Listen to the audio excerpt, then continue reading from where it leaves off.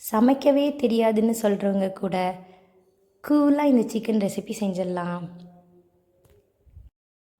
ரொம்ப சிம்பிளான டிஷ், ஆனால் டேஸ்டியான டிஷ். வாங்க எப்படி செய்கிறதுன்னு பார்க்கலாம்.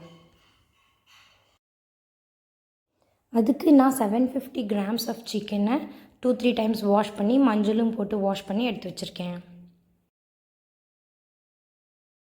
இது ரொம்ப சிம்பிள் ரெசிபினால் ஃபஸ்ட்டு சிக்கனில் மேரினேஷன் போட்டுடலாம்.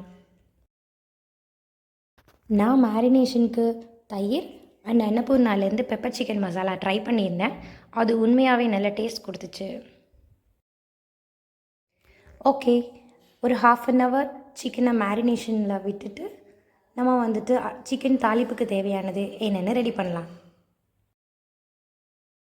ஒரு கடாயில் எண்ணெய் ஊற்றி சூடானதும் கடுகு போட்டு, கடுகு பொரிஞ்சதும் கூட வெங்காயம், பச்சை மிளகாய், கொஞ்சம் பூண்டு போட்டு வதக்கி விட்டுடலாம். கூடவே ஊற வச்ச சிக்கனும் சேர்த்து ஆட் பண்ணிக்கலாம்.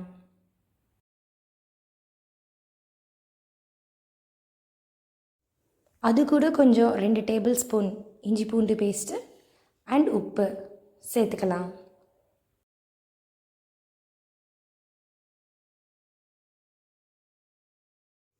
அப்புறம் கொஞ்சம் சிக்கன் வேகிறதுக்கு தேவையான அளவு தண்ணி, கொஞ்சம் மல்லித்தூள்